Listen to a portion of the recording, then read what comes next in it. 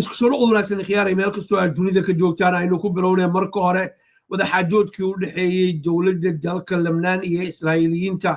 ayaa wejigiisii labaad maanta bilowday oo markaas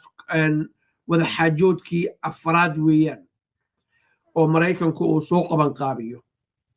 si xal loogu helo dagaalka ka soo dhaxeeya Xisbullah iyo Israa'iil laakiin waxaa la leeyahay haddii la rabo xal in la helo Xisbullahna uu la hadlay Donald Trump mid mas'uuliyiintooda ka mid ah siduu asagu ku sheegay qoraalkii uu soo bandhigay maxaa Xisbullah loogu yeeri waayey oo loola hadli waayey anagoo og Xisbullah inay ka diiwaan gashan tahay wadamada reer galbeedka oo dhan Mareykanka Ingiriiska Faransiiska inay yihiin urur argagixisa bal wadamada Carbeed laftigooda ay u arkaan urur argagixisa maxaa loogu yeeri waayey oo loo wada hadalku loo cidda ay qusayso looga hadli loo soo horfariisin waayey ayaa la isweydiinaya waxaana leeyahay waxa halkan ka soo baxaa waa wax aan marnaba aan xal waara aan keenaynin inta ciidamada Israa'iiliyiintu ay Lebnaan gudaha ugu jiraan inta Xisbullah duqeynta ay wado Israa'iil ciidamadeeda duqeynta ay wadaan halkan xal lagama raba ayaa la leeyahay Mareykanku waxay ahayd inuu Xisbullahna joojiyo Israa'iilna uu joojiyo dadka ishayana la ishor fariisiyo oo markaa xal laga keeno si xabadu ay joogsato hase yeeshee daawadayaal wax alaaliya wixii ka soo baxa barnaamijyadeena dambe ayaynu ku arki doonaa oo warara ka soo baxa dhanka kale wadamada Bakistan Sacuudiga Turkiga iyo Qatar qorshe military iyo mid siyaasadeed iyo mid dhaqaale intaba ka wada shaqeynaya ayaa lagu soo waramayaa haatan in ay arintaasu ay sii hana qaaday xilli Imaaraadka oo OPEC ka baxay isla mar ahaantaasna ayaga iyo Sacuudigu ay sii kala furanayaan waxaana daawadayaal xusin mudan Maxamed bin Salman wiilka dhaxalka boqortooyada Sacuudiga sugaya sida wararku ay sheegayaan Maxamed bin Zayed oo ah madaxweynaha Imaaraadka ayaa baray oo ay xiriirka u sameeyay ayaga iyo Mareykanka ka dhaxeeya ayaa leeyahay haatan waxa muuqata in la kala weecday oo Sacuudigu dhankan Turkiga iyo Bakistan uu markaa u weecday meesha Imaaraadku Israa'iil iyo saaxiibtinimadooda Mareykanka ay isku sii siqayaan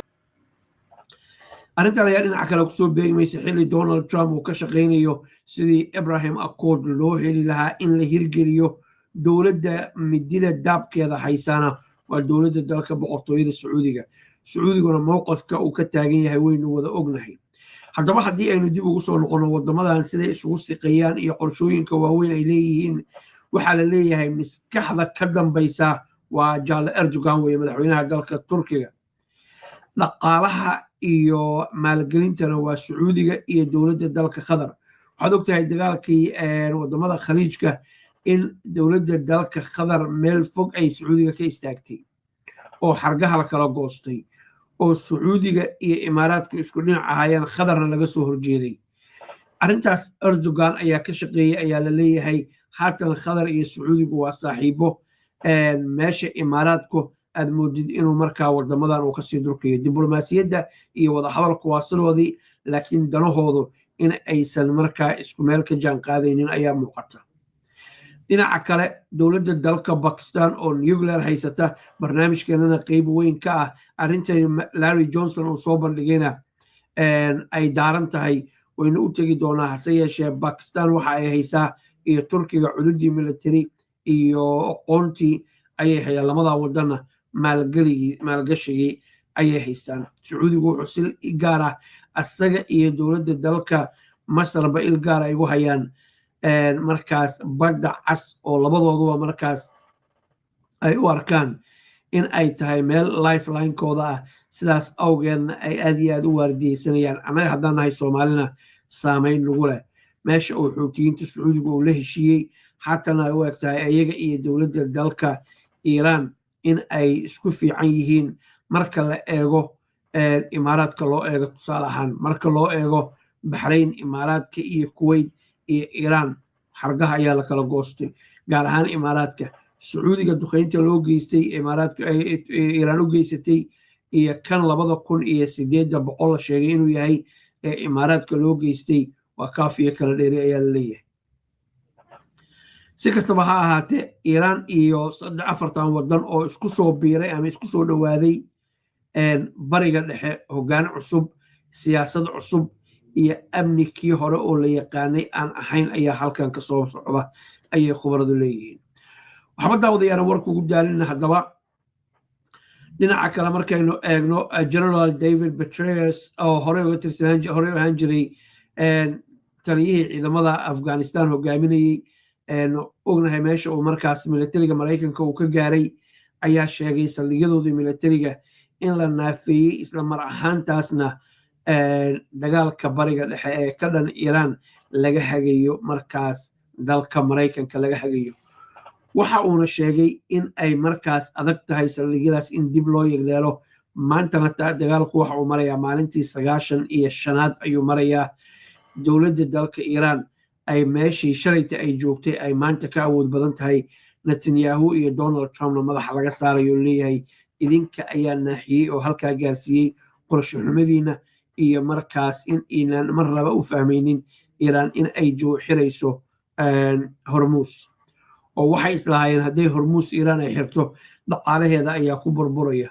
Iiraan haatan dhaqaale ayay Hormuz ka samaynaysaa caalamkii oo dhan ayaana kasoo horjeeda isbaarada Iiraan ay dhigatay meesha la yiraahdo Hormuz Iiraanna waxay u aragtaa arrin aysan marnaba sii deynaynin waayahay haddaba muxuu soo daayay Does that mean it is a nuclear weapon developed by Iran? Or does it mean it's a nuclear weapon that was given to Iran? waxay yidhi qaado daawade haddii aynu isla eegno sargaalkan sare hore uga tirsanay CIA-da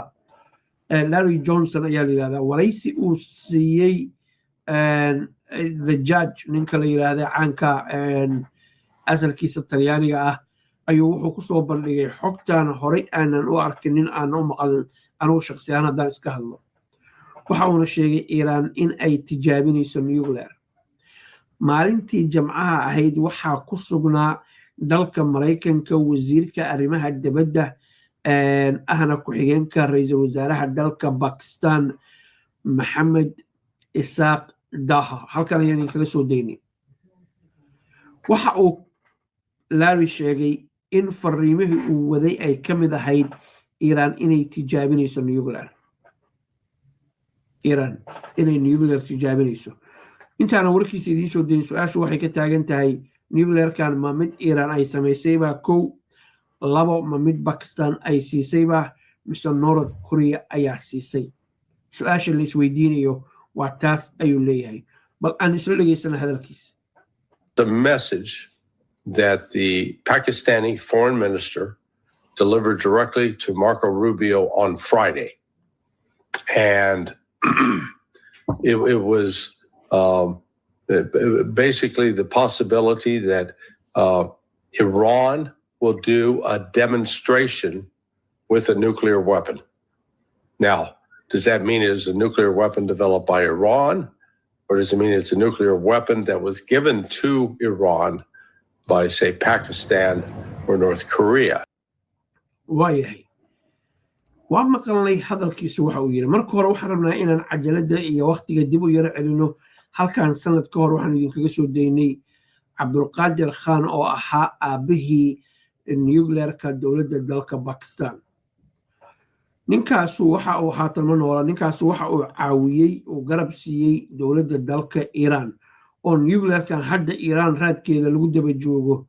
la'aantood ma aysan suurtagali lahayn oo Pakistan ayaa ka mas'uul ahayd weliba inuu u qariyay ayuu ka sheekeeyey videogaas waa duuban yahay ka soo tag North Korea asaga anti nuclear ma samaysan lahayn maantana waa idinka arkay banaanka laga maray Larry Johnson maadaama uu horey CIA-da uga tirsanaan jiray waxa uu haystaa layman fara badan oo annagu aynan heli karaynin oo sirdoonku markaas saaxiibadiisa kuwii hore iyo kuwa haatan jooga laga yaabo inay xog usoo gudbinayaan waana sida keliya uu warkan ku helay Iiraan baa samaysatay waa arrin suurtagal Pakistan ayaa siisay waa arrin suurtagal ayuu leeyahay ama North Korea marka hore waxaan rabnaa in aynu eegno Pakistan maadaama markii hore arrintan ay ka caawisay haatana Mareykanka iyo Iiraan ay u dhaxayso باكستان إلا إنتي حد إنتي لاقيها لا آمني كرا إنت أين أغنى هاي دولة باكستان رئيس وزراء هذا يفيل مارشال منير آسم منير آد إياذا يوم رايكم كوكال سوريا ما الله أوران كرا حدبا حق فربضان أو باكستان أي هيسو أو كسابسن يغلركا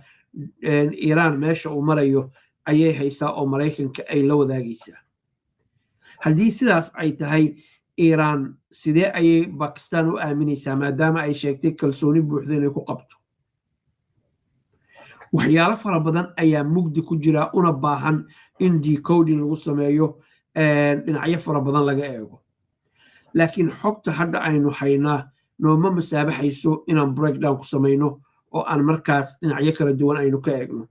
لكن وحان دين حقيقين كان دي لهي رادو إنانا نجيفتنين أو نجوكسنين إلا حقتاس أينو كقون قارنمو يعني سيكا صباحات قورما أي باكستان أيران تجابين يسا لكن سؤال أي ربنا كويديو أرنتان مسور تقلي كرتا إن إيران لغو سور دولو أو أرنتان لغو هرتبو is possibility because hadday Iran nuclear tijaabiso waxa xiga cid walba way ogtahay Tel Aviv jiif iyo joog kama jiro oo Netanyahu iyo Israa'iiliyiinta marka ay waramayaan waxa ay yiraahdaan Iran oo nuclear haysatay iska daaya gantaaladeeda ridada dheeraan soo gaarayay ayaanan ka jiifsan karaynin Iran oo nuclear haysata maxaad moodaysaa meesha Israa'iil marnaba aysan qiranin inay nuclear haysata laakiin ra'yi caamka khubarada nuclearka iyo militariga waxay leeyihiin Israa'iil waxay haysataa nuclear laakiin ayagu ma sheegtaan MBT-gana xubin kama aha waayahay laakiin Iran xubin ayay ka tahay doodaas waxaa ka hor imaanaya fikirka oranaya ee Abbas Araachi laga hayo ee uu leeyahay anagu kuma tala jirno nuclear inaan samaysano halkan waxaan idinkaga soo daynay Mas'uud Basashkiyan madaxweynaha Jamhuuriyadda Islaamiga ee Iran ayaan idinkaga soo daynay oo yiri anagu caalamka waxaynu u sheegaynaa nuclearka wax gumaada marnaba ma rabno inaan samaysano iyo fikirkan Larry Johnson hadda uu keenay ma laga yaabaa arrintaanu inay tahay arrin laga soo shaqeeyay oo Iran loogu durxulayo Larry Johnson inta aynu ka ognahay ilaa iyo haatan waa nin madax bannaan kana soo horjeeda dagaalka Iran lagu qaaday kii hore iyo kan labadaba dagaalka Gaza ayuu ka soo horjeeda marka inuu Iran arrintan oo ka dhan u durxulayo waa arrin la qariibsado laakiin dunidan aynu joogno daawada everything is possible wax kasta waa suurtagal mararka qaarkood dadaadan waxba ka filanaynin ayay waxyaalaha ugu waaweyn kaaga yimaadaan waayahay haddaba Iran hadday tijaabiso ma dhulka hoostiisa ku tijaabin doontaa ma caalamka ayaa arki doona waa arrimo u baahan in waqtigu uu markaas uu macneeyo iyo warar kaloo dheeraada la helo si kastaba ha ahaato Iran ilaa iyo haatan xilliga barnaamijkan aynu duubayno warbaahinta Iran dhinaceeda u janjeeda kan afka dowladda ku hadasha shakhsiyaadka ugu afka dheer dowladda dalka Iran iyo taageerayaasheeda midnaba wax waro arrintan ku saabsan oo ay hadal hayaan ma jirto halkaas ayaan ogaga baxnay until we get maxaa lahaa macluumaad kale haddaba sidee loo dubtay xogayaha arrimaha dibadda dalka Mareykanka waa markii ugu horreysay intay xilka ay la wareegeen dowladda haatan uu ka tirsan yahay Donald Trump uu hogaamiyo oo soo hor fariisto markaas lawmakeriska xildhibaanada oo markaa lala xisaabtamo su'aalo fara badan baa la weydiiyey in yaroo kooban oo Masanbrook uu weydiiyey ayaanu idiin soo xulnay oo lagu weydiiyey su'aalihii ugu kululaa ka mid ahaa ee la weydiiyey waa kan la dhegeyso The Strait of Hormuz was open before this unjustified war. We're now scrambling to try to find a way to get it again. Strait of Hormuz wuu furnaa inta dagaalkan sharciyada ka caradan aysan aan lagu qaadinin Iran. Haatan geed dheer iyo geed gaaban kabashtii baa naga dhamaatay sidii Strait of Hormuz loo furi lahaa. Si kale haddaan hadalkiinu wuxuu leeyahay haddaan Iran lagu duuli lahayn Hormuz ma furnaan lahayn. Iranna awooddaas ma aysan lahayn luqadda body language-ka la yiraahdo ee jirka aad ugu fiirso Marco Rubio codkiisu xataa waa isbedelayaa oo cirka ayuu ku shariirayaa khubarada psychologist cilmu nafsiga darsaana waxay leeyihiin markuu qofka culays uu soo food saaro codkiisa kor ayuu u kaca wuxuu rabaa in la maqlo oo weerarka afka hadda ugaga imaanaya Mr. Brock uu markaa uu ku damiyo dood kharaar ayaa dhex maraysa hormuus lama xiri lahayn dagaalka sharci la'aantaaba sabab u ah si kale haddaan u dhahno idinkaa ka mas-uula ayuu leeyahay waa kan mar kale. Not only is it causing economic havoc to our country and to residents all around this nation, families trying to make ends meet, but you see on top of that, the Iranians finding ways to leverage that as we allowed them to do with the Chinese for 10. waa hagaag now arrintii waa siyaasadeeyey oo waxa uu leeyahay dadkii maraykanka ahaa ayaa noloshoodii iyo jeebkooda ka dareemay hormuus xiritaankeeda dadkii ayuu ku kicinayaa xilli doorasho soo socoto waxa uu ka hadlaya iyo hadalkiisa waxa muuqata hadal culays iyo miisaan leh oo uu ka fiirsaday inay tahay arrintaasna hormuus xiritaankeedana iiraan awood ayay u yeeshay ayuu yidhi China ayuu ku lifaaqaya waa kan mar kale soo dhawaaday khiyaaray billions of dollars. And so my point is, before we even get to a nuclear negotiation, this regime is getting money to rebuild, purchase more drones, cause more havoc. And this is before we're even trying to get back to. But I apologize. waxa uu yidhi dowladda Iiraan waxa ay helaysaa lacag xad dhaaf ayaa soo gelaysa ayuu yidhi oo militarigoodii iyo agabkoodii military iyo diyaaradahoodii droneskaha iyo gantaaladooda ay ku listaan warkaas waxa ay xaqiijiyey sirdoonka arrimaha dibadda ee Maraykanka 2 week ka hor halkaan idinkaga soo deynay ayay sheegeen Iiraan 70% in ay dib u dhistay gantaaladii laga burburiyey kuwa cusub oo horlana ay samaysatay waa sirdoonka arrimaha dibadda ee Marco Rubio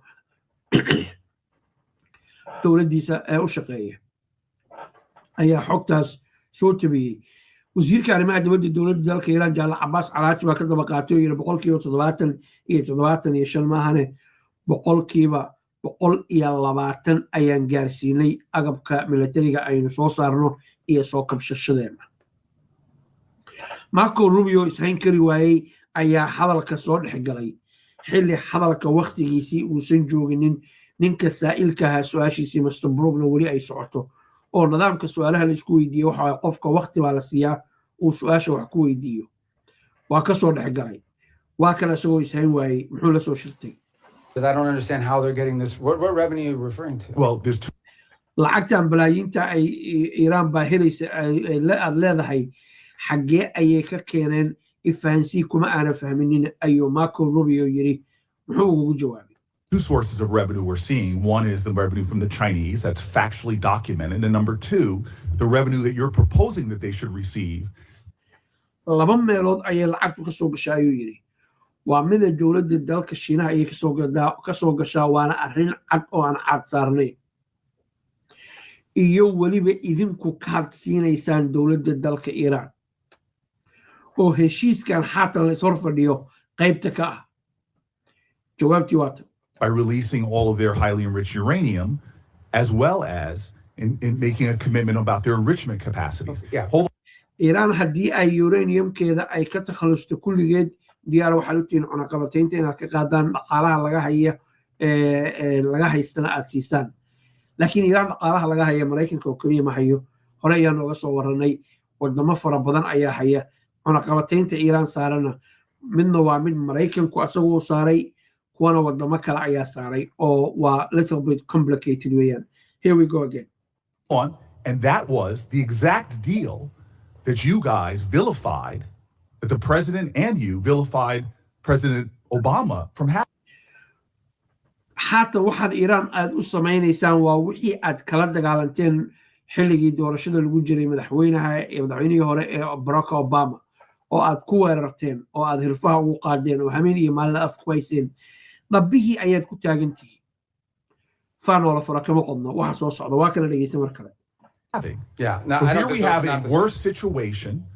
where our adversary and our enemy, who's causing havoc in the region, who is funding proxies and terrorists, has discovered, thanks to you all, the power of shutting down the Strait of waxa uu yidhi cadowgeena dowladda dalka iiraan awood waxay u yeelatay in ay markaas kooxaha ay taageedho saddexda ah ay markaas ay sii taageedho awood xaddhaafana ay yeesheen idinka ayaana ka mas-uula oo idinka ayaa arrinta halkaa geeyey oo hadalkiisu waxa uu dhacayaa haddii aan iiraan lagu duuli lahayn oo dagaalkan si kale loo maarayn lahaa hormuus ma xirnaan lahayn iiraan awood siyaasadeed iyo mid dhaqaale maanta ma lahan lahayn gobolkana waxa ay doonto kama samayn lahayn oo annaga ka soo warramaynay imaaraadka 2,800 jeer inay weerartay waa kan mar kale Hormuz. No, they didn't discover. They knew that a long time ago, and they've done it before. Clearly, we all knew that a long time ago. That's why this and they intended to do this at some war point should in the have future. You see, halkan waxaan u baahanahay inaan dul istaagno iiraan weligeed way ogeed inay hormuus xiri karto laakiin iiraan dagaalkii lagu soo qaaday bishii juun sanadkii tegey iiraan ma ay sidaas awgeed xisaabta la isku dhufsaday wararka hoosaanu maqalno waxa weeye in la yiri iiraan haddii iiraan hormuus ma xirayso oo Trump lagu qanciyo la yiri ma xirayso maxaa yeelay waa meesha kaliya dhaqaalaha uu ka soo galo haddii halkaa xidhan dhaqaalaheeda burburaya dagaalka aynu qaadno iiraan hormuus xiri mayso marka Marco Rubio wuxuu ku doodayaa iiraan waa ogeyd inay xiri karto laakiin ma aysan xirinin laakiin ma asagu ma raba mas'uuliyadda inuu qaado dagaalkiinii ayaa arrintan sabab u ah waxa uu rabaa inuu yiraahdo iiraan ayaa wax walba oo khalad leh xildhibaankuna waxa uu leeyahay mas'uuliyaddiinii ayaad gabteen caalamka hortiisa ayuu ku rifayaa waa kan mar kale never happened. Yeah, but We have made our adversary in a stronger negotiating position. We are the strongest nation on the planet Earth, and we're in a stalemate with Iran. cadowgeennii awood xaddhaaf ayaad u yeesheen waxaynu nahay dowladda dunida maanta ugu quwadda weyn haddana iiraan ayaa laf dhunta noo gashay oo dhinacooda dhulkaan dhigi weynay say ku dhacday dowladdii dunida ugu weynayd waddan yar oo ka mida waddamada xaatan madaxa la soo kacaya in ay markaa isku taagto say ku dhacday oo ujeeddada ka dambaysa ay tahay meesha aad idinku wax gaarsiiseen dagaalaan hadaf lahayn qorshe lahayn ujeeddo lahayn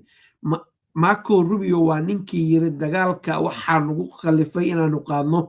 code waa soo hadalka u dhigay waxaynu ogaanay inay Israa'iil weerarka ay qaadayso dabadeedna haddii aanan weerarkaas annaguna aanan qaadinin Iiraaniyiintu annaga ay digada naga dhigayaan saas ayaan dagaalku soo galnay oo dagaalaan qorsheynay inaan galno ma uusan ahayn markii hore ninkii afkiisa ka yiri weey haddana wuxuu diidan yahay mas'uuliyadda hormuus inay iiraan xirtay maciishadii caalamka cirka isku shareedhay dowladdii maraykanku ay furi weyday xoog iyo xeeladba ay ku furi weyday Trump waa tuu 2 jeer isku dayay uu yiri maraakiibteedan keenaya dabadeedna gebigooda waa jiiraya ayuu yiri Colonel Douglas McGregor mar kale waa And now we're begging to get back